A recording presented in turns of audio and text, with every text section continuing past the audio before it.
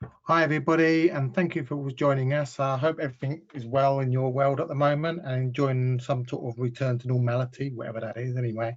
Yeah, my name is Alan Panting. I'm lucky enough to be part of a global team who deliver what we consider to be an ethical hacking and world-class training service. Shortly, I'll be handing over to Abhijay Singh, who is one of our security consultants and also an amazing black hat trainer and an accredited pen tester. If you don't mind, before we start, I want to just give you a little bit, take the opportunity to tell you a little bit about us. NotSoSecure, we are a part of the Clarinet Cybersecurity Group, which is also Clarinet. And we do effectively two things, and we hack and we teach. When I say two things, there's a little bit more to it than that. We cover a lot of pen testing services, red teaming. You see on the screen there, a whole raft of services that actually come under that banner. But we also do some other clever stuff like NDR to continuous security testing, and also some other security consultancy services.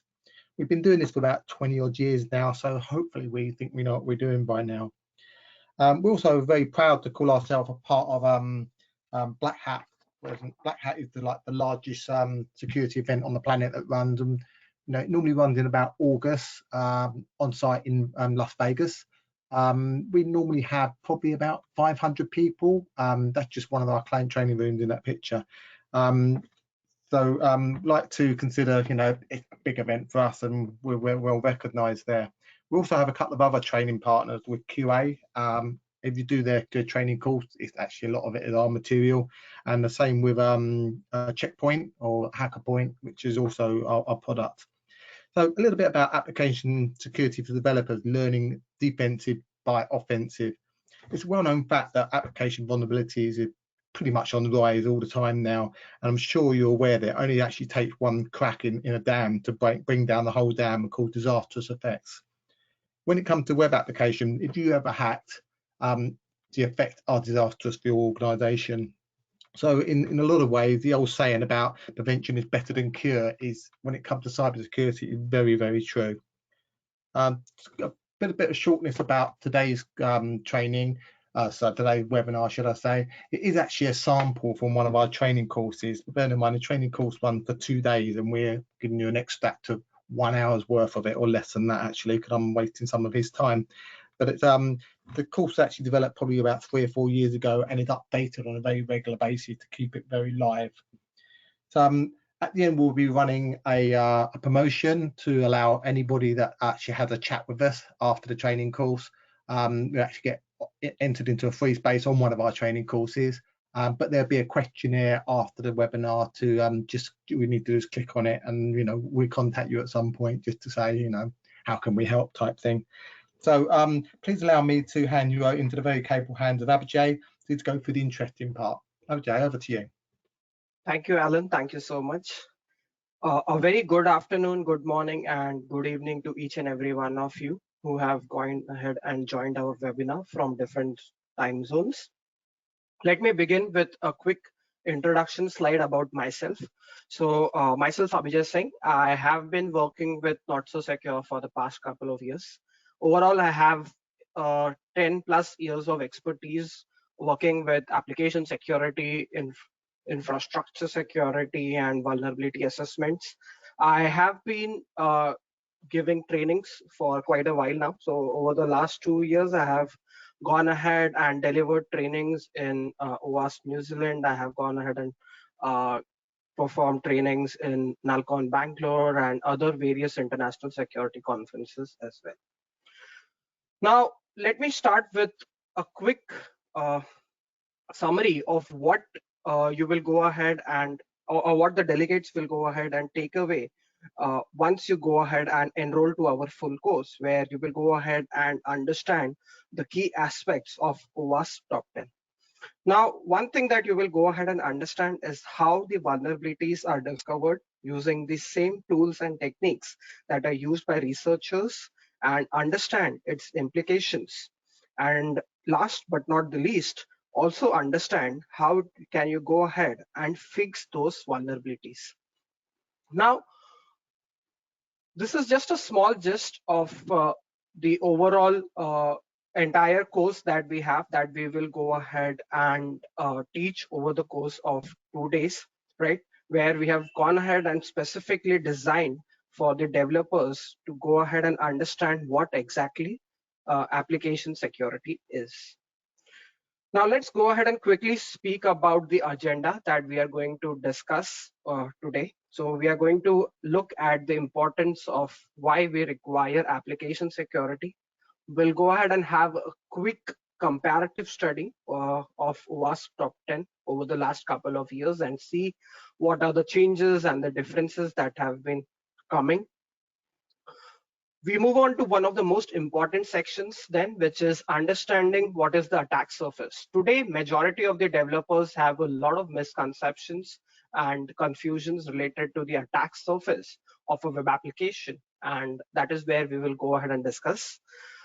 Next, we'll look at 3 popular bugs, which is XXE, SSRF, and deserialization. We'll go ahead and understand in brief what these 3 popular bugs are, how they can go ahead and affect a particular web application and cause damage, and also the mitigations for them. Finally, we will also go ahead and discuss what are the key takeaways from both this webinar and our 2-day course, so that you get a full picture of our delivery. Now, let me begin with the very first section, which is why do we require application security? Now, this is very simple block diagram that we actually created for one of our clients when we were going ahead and pen testing their infrastructure. So the agenda was very clear. It was a 5-day red team assessment, which was only available with the only available information as the organization's name. And they wanted us to go ahead and find out the assets that are present on the internet and find if there is any way an attacker or an adversary can go ahead and get inside the internal network from the internet.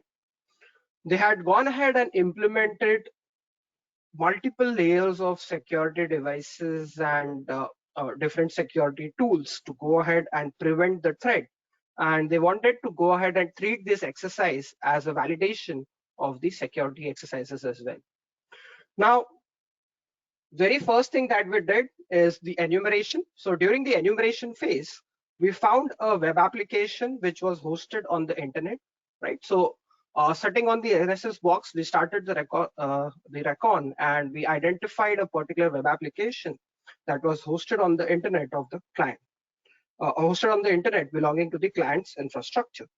And from the looks of that application, it seemed that the application was created for some temporary event, and they had somehow forgotten to go to decommission that particular application or asset. Now, in that particular application, we found a blind SQL injection, and using this blind SQL injection, we were able to go ahead and execute SQL queries on the MS SQL 2012 Windows host. So using the SQL injection, we were practically able to go ahead and perform or send out SQL queries to the MS SQL host that was present. Now, post execution of the SQL injection payload, we were able to go ahead and gain foothold of this MS SQL host. And what we identified was that the application was actually accessing the database as a SA user. Now, SA user is actually a super admin or a root user, which actually goes ahead and provides the highest privilege within the database. Now, in MS SQL database, there is a procedure that is called as XPCMD shell. And we found that this particular procedure was enabled on the Windows 2012 MS SQL host. Now, using this XPCMD shell, or using this risky procedure, sitting on the other end of the internet, which is on the NSS box, we were able to go ahead and execute operating system level commands on the other side of the internet or the client's infrastructure, which was the MS SQL host. So we were having an entry point in the client's infrastructure, and we were now able to go ahead and execute operating system level commands. Now, once we had access to the Windows 2012 machine, we then performed post-exploitation techniques and gained access to the domain controller of the particular client by going ahead and using tools like Mimikatz and others. Now, to go ahead and summarize the overall activity that we did, or the overall exercise that we performed, using a single SQL injection and a couple of misconfigurations, we were actually able to go ahead and gain access to the domain controller of the client sitting on the other side of the internet just through a simple machine or a simple laptop. So the weaknesses that were identified in this scenario were, first, SQL injection; second, going ahead and using the SA user, which is the highest privilege user that is present, and using the same passwords that were present on across different machines, and also enabling of the risky procedures like XPCMD shell. Now, this example serves as a very good test case for going ahead and understanding the need of application security. Now let's go ahead and discuss about the OWASP top 10 comparative study. Now, OWASP actually goes ahead and releases a list of top 10 most identified attacks over a couple of years, which is basically every 3 to 4 years they go ahead and release this to help people understand what or help the developers and the researchers understand what are the most identified vulnerabilities that are present. Now, OWASP has released the top 10 in 2010. They had released in 2013, and they have also gone ahead and released the last version in 2017. Very recently, they have released the draft version for 2021. But looking at the comparative study till 2017, there is a very keen observation that we have made. Now, the interesting thing to note about cross-site scripting, which is the second most identified vulnerability in 2010, look at the number that is present in 2013. So we can see that cross-site scripting has actually gone down by one position. So in 2013, cross-site scripting was the third most identified vulnerability. And in 2017, it has moved to the 7th position. Now, similarly, let's look at SSRF. Now, cross-site request forgery was identified as the 5th most identified vulnerability in a web application security test. And moving on to 2013, it had actually moved on to 8th position. And most interesting thing to note is in 2017, cross-site request forgery was not even a part of the OWASP top 10. Now have a look at A1, which is injection, right? Now, injection issues is always at the top, be it 2010, 2013, or 2017, right? Now, even though the number of injection issues that were identified are getting lesser, probably.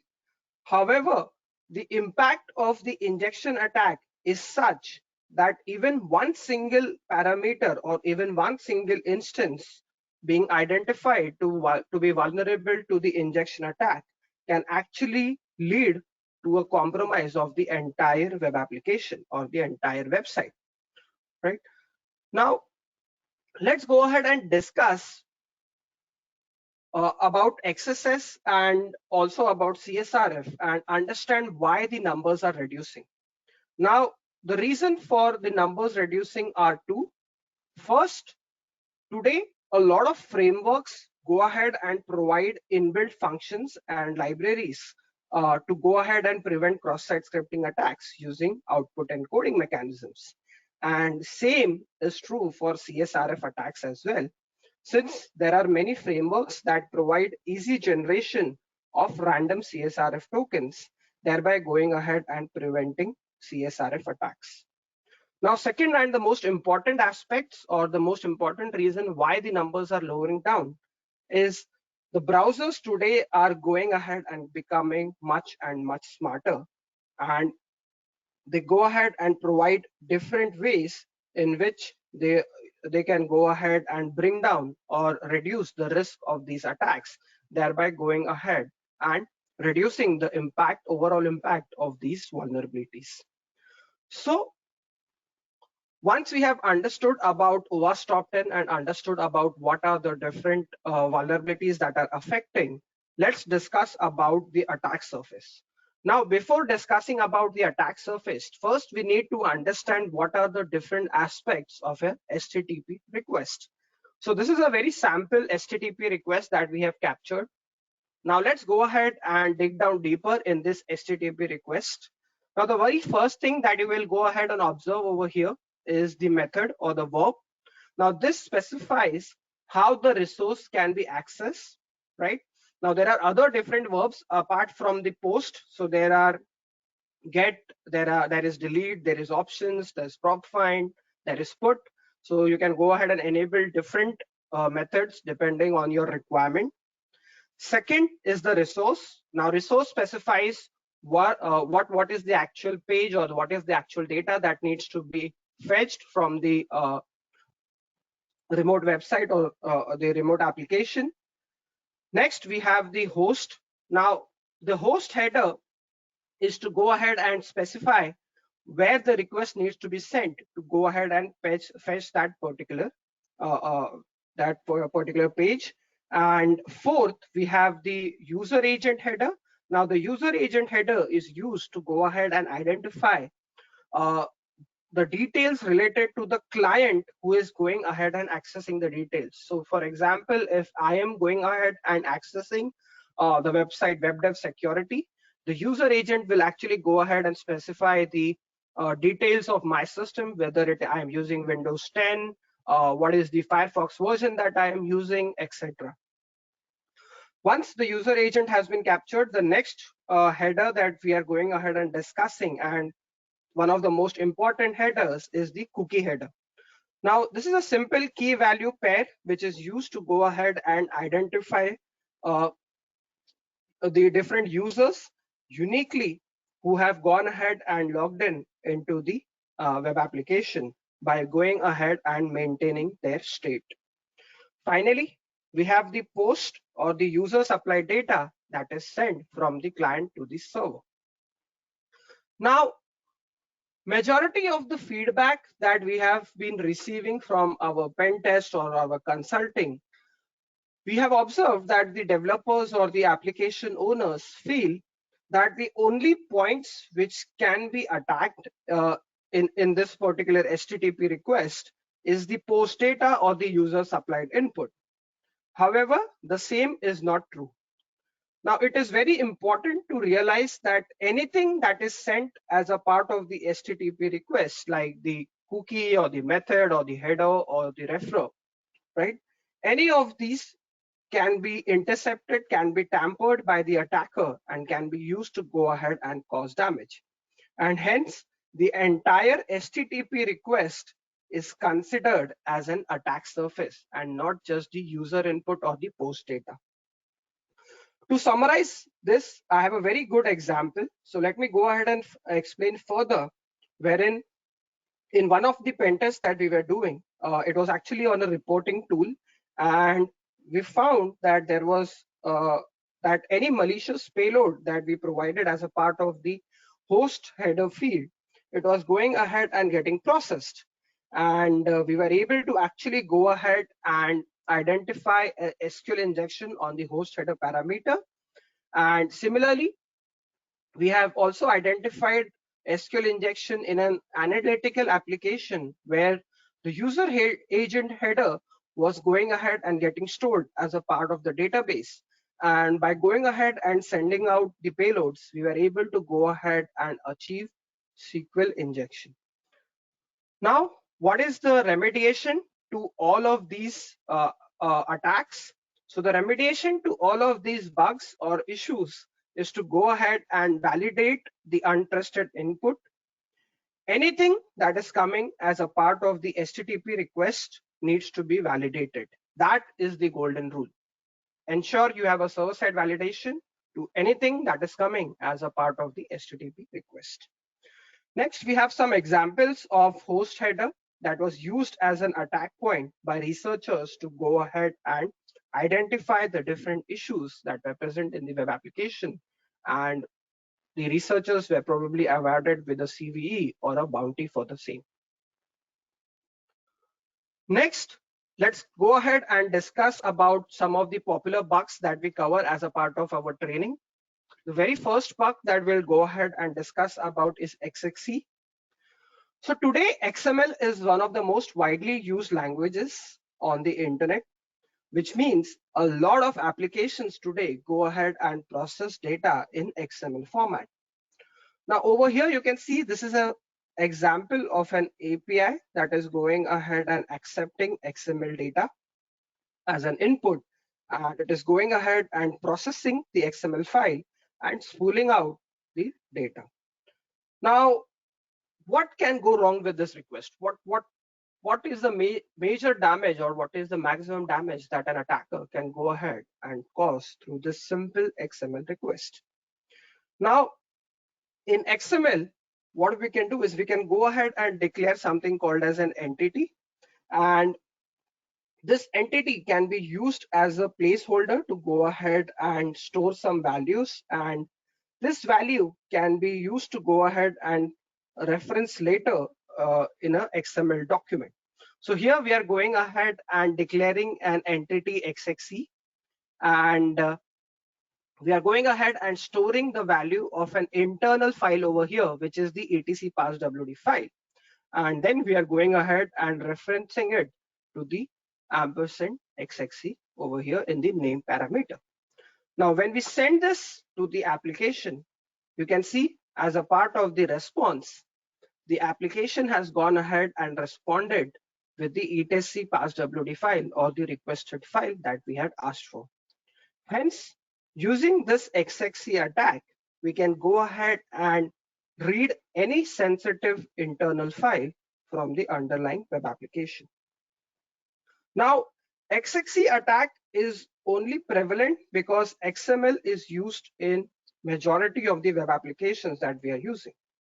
Now let's go ahead and understand what else can be done with the XXE.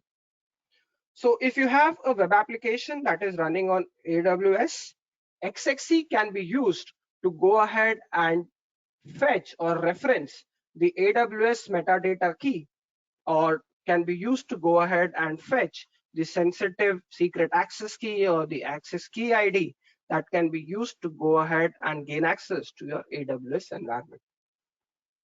Now, let's take another scenario where we cannot go ahead and read any file on the underlying application or the system. And there is no way in which we can go ahead and highlight the impact of the underlying XXE attack. Now, in this kinds of situations or in this kind of scenarios, what if we go ahead and supply this file? Now, this file is actually called as the Billions Laugh Attack file. And basically, what it does is it will go ahead and print the LOL string 1 billion times. Now imagine the load the server will go ahead and have to go ahead and process this file, and it is very much possible that if multiple inputs have been passed on of this particular file, the server might even go ahead and crash. Hence, XXE is a very severe issue. And now that we have learned about XXE, let's go ahead and discuss about the remediation of the XXE as well. So how do we remediate XXE? The very first thing that needs to be done is to go ahead and identify if you are going ahead and accepting any XML input anywhere in the application. Next, go ahead and check if there is any vulnerable library that you are going ahead and using for passing the XML data. And how can you go ahead and disable a particular DTD. So for example, we have mentioned how you can go ahead and disable the DTD processing in ASP.NET by going ahead and mentioning the value saying DTD processing dot prohibit flag. Once you provide this flag, the application will stop or will go ahead and prevent passing of the DTD content. Now, even if someone goes ahead and sends a malicious XML file, your application will not go ahead and process it, and it will go ahead and probably throw an exception. Now let's go ahead and look at the monetary value that has been presented to the researchers once they were able to go ahead and identify XXE in the web applications, right? So look at the monetary value that was identified. Next, let's go ahead and discuss about SSRF. Now, let's understand SSRF, and to understand SSRF, first we need to go ahead and understand how an application can be vulnerable to SSRF. So for the if the application is going ahead and accepting user supplied input in the form of a URL or an IP address to go ahead and load a resource from an external system or a particular website, like the one in our example where we are going ahead and loading an externally hosted image as a part of our web application. Now, as we have gone ahead and seen in as a part of our example where we have gone ahead and used the user supplied input to go ahead and host the externally hosted image. Now, what can go wrong with this request? What if the attacker has gone ahead and provided, apart from the actual image URL, what if he provides an internal URL like localhost:8080, right? Now, this is where the server is actually going ahead and rendering the resource on our behalf. And as soon as we go ahead and provide the value, which is localhost 8080 or probably localhost 9200, it will go ahead and look if there is a service which is running internally on that particular web server. And it is very much possible if there is a service that is present, the application will go ahead and fetch the response for the same. Now, the application, if it does not validate or if there is no validation that is set for such type of queries, it is very much possible that attackers might go ahead and use SSRF vulnerability to go ahead and perform port scanning.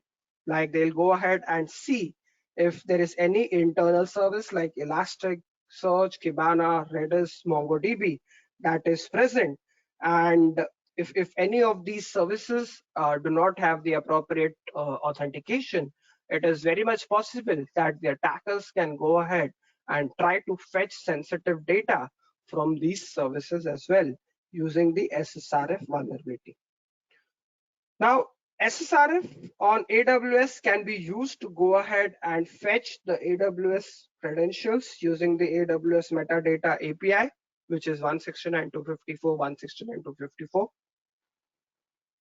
And now let's go ahead and discuss the mitigations for SSRF. Now, one of the best mitigations for SSRF, which has been recently added by AWS, is IMDS version 2. Now, Instance Metadata Service version 2, which is provided by AWS, now has a custom header that has been set.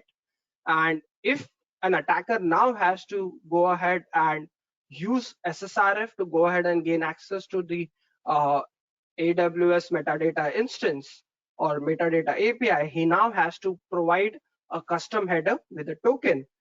And by going ahead and adding this particular requirement of the header and the token, majority of the SSRF attacks can now be prevented. Next, ensure that you have authentication being enabled for your internal API endpoints so that attackers cannot go ahead and access them directly through SSRF attacks. In case you want to go ahead and access a resource from a third-party website or a third-party location, ensure that you have appropriate whitelisting that is done. And you can also go ahead and do response filtering by going ahead and understanding the MIME type of that particular request and the response that is for which the request has been sent for. Now, these are some examples of the monetary values that have been awarded to the researchers for going ahead and identifying SSRF vulnerability. Now, let's go ahead and discuss about our third particular popular bug, which is serialization. Now, deserialization issues are actually very interesting issues because it deals with the way the data is being communicated. So today, if there are two systems that want to go ahead and communicate with each other, that is, if system A wants to go ahead and communicate with system B, what are the ways in which they can go ahead and perform the communication? So the very first way is that they can go ahead and communicate using normal data such as JSON or XML format. But there is another way by which they can also go ahead and communicate, and that is through serialized communication. So what exactly is serialized communication? So in case of Java, if there is a car object, and if we want to go ahead and send the car object from system A to system B, then all we need to do is go ahead and package the car object, encode it into maybe base 64, and send it over to the network. And at the receiving end, the system B will now go ahead and simply unserialize, take this serialized string and pass it through the read object function and create a car object out of the serialized string and create the object in the memory itself. Now, one question arises over here: why is this technique used? So if you want to go ahead and send the details of the car object as JSON or XML from system A to system B, in a JSON or an XML format, the system B will have to go ahead and pass the JSON object and convert it into an object of type car and then start using it. But in case of serialization, the system B only needs to go ahead and read it, pass the serialized string through the read object function, and process it faster. So overall, by going ahead and using serialized data or using the serialized string, we are able to lower down the amount of time that is used for processing the objects. But with functionality, there always has some security constraint or some security issue, and this is the example of a serialized string. Now, the best way to go ahead and identify a serialized string in Java is to first go ahead and read the first letters, which is R0. If you anywhere see the string which is passed on, which is a base 64 content, which is R0, it is very much possible that a serialized data or a serialized string is being sent from the client to the server. Now,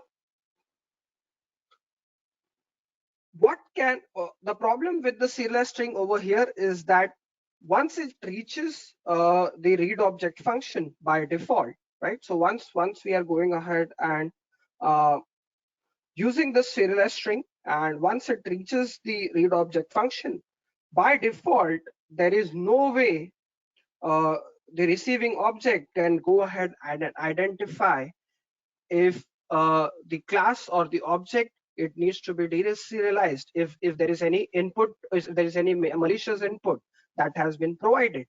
And that is where attackers can go ahead and modify the input and send out malicious payloads to actually go ahead and perform a remote code execution.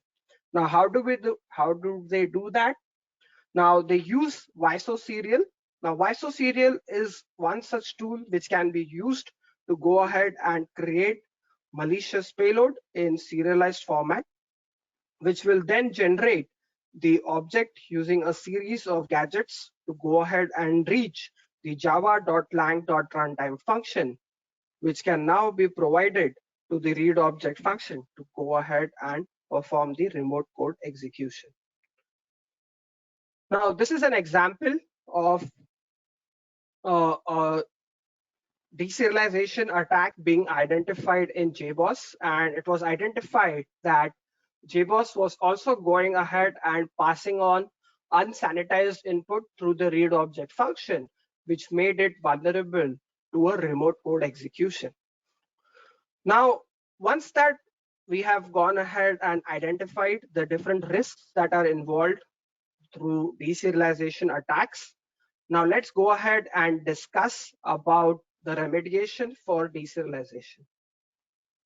Now, when it comes to remediation of deserialization attacks, there is no easy solution, because majority of the times the deserialization attacks occur in the web application, and actually serialization is the way in which these web applications are communicating, which means if there is any issue that is identified in that serialized data, it is very much possible that you might have to go ahead and modify or change the way the web application is communicating.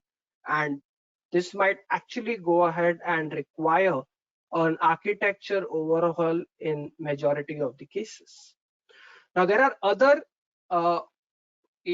ways in which you can go ahead and prevent deserialization attacks, where you can go ahead and ensure that you're never providing user supplied input directly to deserialized or unserialized functions like read object.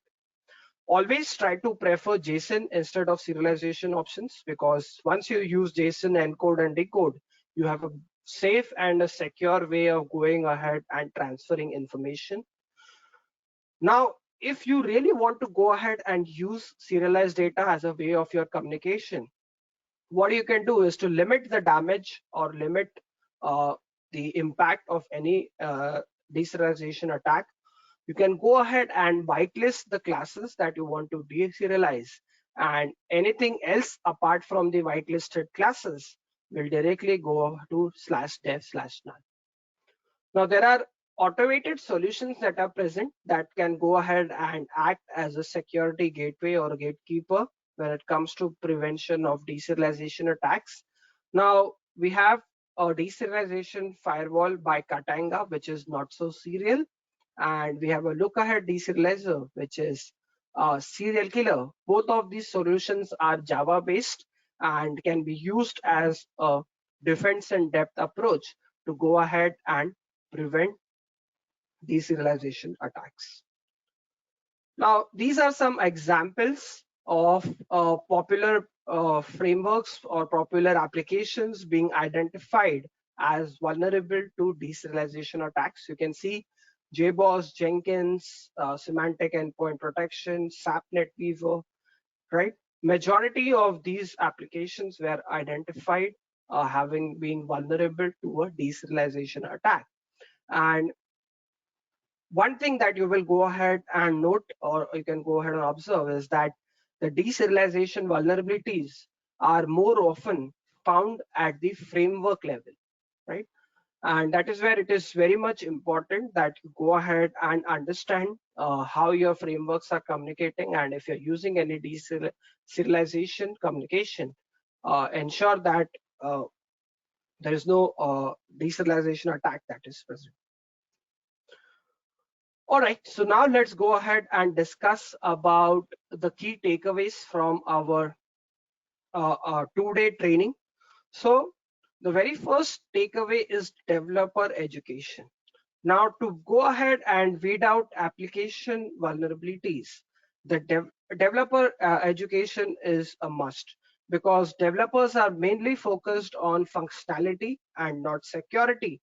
And that is where it has been majorly identified that security has been treated at the last, or security is always considered at the end of the SDLC cycle, thereby going ahead and making it very much difficult for researchers and security guys to go ahead and provide valid or input to go ahead and secure the web application. Second, let's discuss about checklists. Now, rather than going ahead and giving checklist of secure coding practices to the developers, it is best to go ahead and teach the developers about what are the different application security vulnerabilities, as they can go ahead and relate more of the vulnerabilities when they actually see them in action, or when they go ahead and use the same tools and techniques to go ahead and reciprocate the attack path. Next, draw attention towards the impact and the severity of the issues by going ahead and relating things to money, because majority of the folks today work for money and nothing else. So always understand the impact and the severity of issues, and see if you can go ahead and relate the severity and the impact of these issues to the monetary value.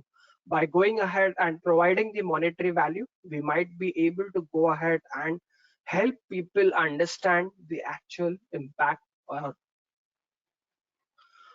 Next, utilize frameworks and libraries that go ahead and use the principle of secure by default, by using an ORM framework, which actually goes ahead and abstracts the developer from writing an SQL query, right? So if you use the ORM framework, it will actually go ahead and prevent the developer from writing your own queries, and this can help in eradication of SQL injection.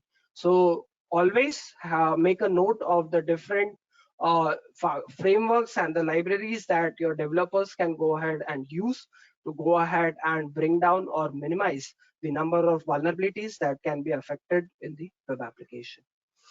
Next, security automation will basically go ahead and deal mainly in finding low-hanging fruits like SQL injection, cross-site scripting, insecure libraries or dependencies.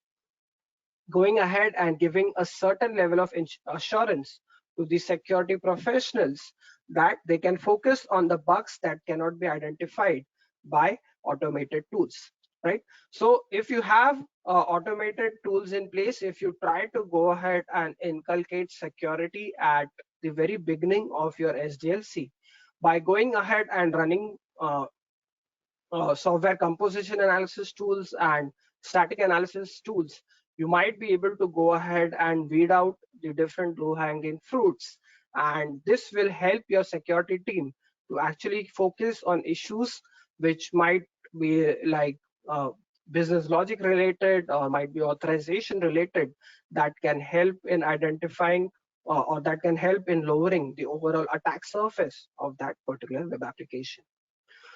Next, it is very important to go ahead and stay up to date with the security world. And this can be done by going ahead and following various conferences like Black Hat, DEF CON, that actually go ahead and release plenty of good quality talks. And you can go ahead and follow the different Twitter handles of various researchers, and you can subscribe to the RSS feeds as well, and stay up to date with the latest security trends. Please understand one thing, that hackers do not take hackers actually go ahead and do not take breaks or vacations. They actually go ahead and try to target your application 365 days a year, and that is where it is very much important that you are aware of the different attack surface and the different security threats that might be going ahead and affecting your web application. Now, today in this webinar, we have discussed about application security basics, we have discussed about SSRF, we have discussed about XML and external entity attacks, and we have discussed about deserialization vulnerabilities. We have just gone over the brief. We have gone ahead and understood what these popular bugs are and what are the mitigations for the same. And this is just a quick gist of the overall training material or the training lab that we have. We have, apart from this, we have the majority of the OWASP top 10 attacks that the developers or the delegates will go ahead and try hands-on exercises for. They will use the same tools and techniques that the researchers and the pen testers use to go ahead and identify these vulnerabilities. Now, few important points to go ahead and note about this course. Now, this is a language/platform agnostic course, which means majority of the developers we have gone ahead and identified were able to go ahead and relate the vulnerabilities when they see them actually in action.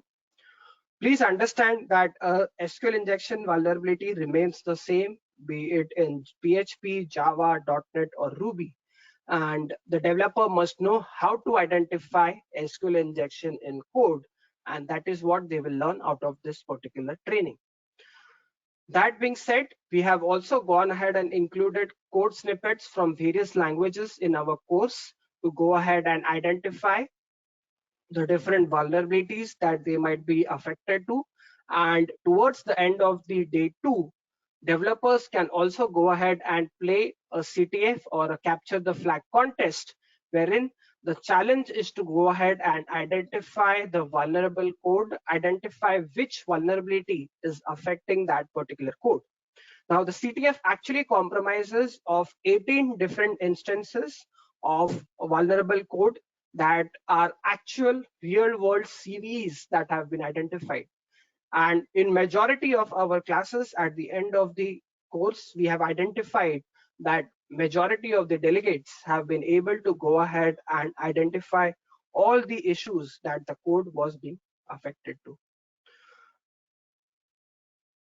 We do have a DevSecOps course as well, wherein we go ahead and discuss about the automation. We discuss how you can go ahead and automate the overall security practices related to application security by going ahead and integrating security as a part of your CI/CD pipeline, how you can go ahead and perform threat modeling, and how you can go ahead and integrate the different security stages as a part of your CI/CD pipeline, thereby to achieve overall automation in identifying majority of the web application issues that we have discussed today. All right, now I'll go ahead and pass it on over to my colleague to go ahead and help you understand on the further training dates and other details related to our course. Passing it on to you, Alan. Thank you, Abhijay. Yeah, thanks everybody. Shortly we'll be going to a Q&A session. So if you've got any questions, please actually post them in the question section of the site. And also to point out, in the handout section, there's a copy of the slides that you were just been seeing today. Yeah, like Abhijay was saying, and it says on the screen there, we've got a couple of AppSec developers coming up in the near future. If they're of interest to you, please let us know about it. And just for attending today, you can see there's a discount code there that you can use to actually get 20% off the training course. Also, if you found the whole thing of interest, you know, please check out the website because a whole load of trainings on there. You see on the screen, we run the courses in both US time and UK time, so we can meet your, you know, your time scales, etc. Also, as mentioned at the beginning, we will be offering a, you know, there's like a questionnaire at the end, and one of the questions is, would you mind having a chat with somebody to win a free space on a training course? If you check the box saying yes, you would, all what happens is we'll ask, you know, to see if you're available for a chat at any time to see how we can help. So our training, if you want to go through with it, is it can be delivered either on-prem or remote for individual or for corporations. Obviously, corporations, because of the bulk of it, we get better discounts and stuff we can offer you. As you can see on the screen now, we've got a whole series of courses coming up, and they're all at different levels as well, from very beginning, and some are offensive, some defensive, right through to advanced web and infrastructure hacking, and also including cloud.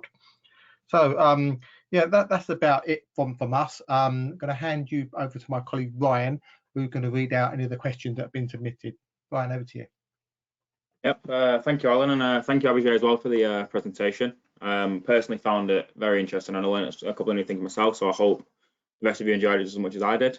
So yeah, we'll get into the Q&A section. We've had a couple coming, but like Alan previously mentioned, if you have any questions, do send them into the question box that is available on your screen, and yeah, we'll try and get through them. But the first question for Abhijay is, what is the main takeaway from the course that is provided? Okay, so the main takeaway from the course is that we ensure that the developers learn defense by offense, wherein we use the same tools and techniques that is used by pen testers and researchers to go ahead and identify web application security issues.